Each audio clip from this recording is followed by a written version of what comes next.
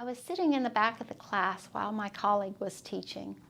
I looked around, saw cell phones out, online shopping, and someone was even watching a movie. Then, all in unison, back straight, eyes forward, she started showing a YouTube video of Hurricane Katrina.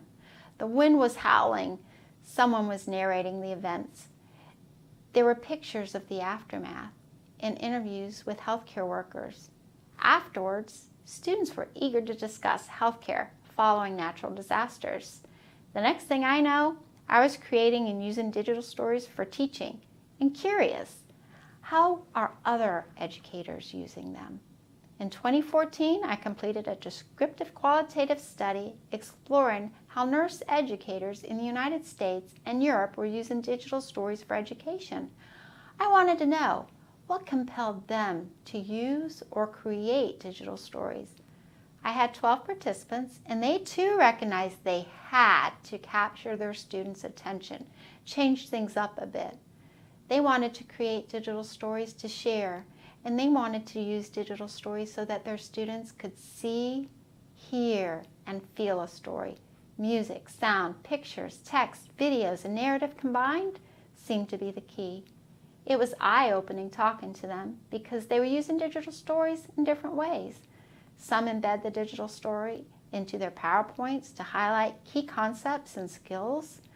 If they didn't have time in class or a face-to-face class, they place the digital stories for viewing in a virtual learning environment. Both inside and outside the traditional brick-and-mortar class, digital stories were used to prompt discussion. Both teachers and students were creating digital stories together and independently as projects placed on the World Wide Web. They wanted to bring awareness to end-of-life issues. They wanted to create how-to videos, and students wanted to demonstrate their learning and how theory can be applied to practice. There were some significant points participants made regarding the challenges they faced using digital stories. For example, 1, find an appropriate digital story. It can be time-consuming to find one. 2, legal issues. You want to make sure to use copyright-free music and pictures.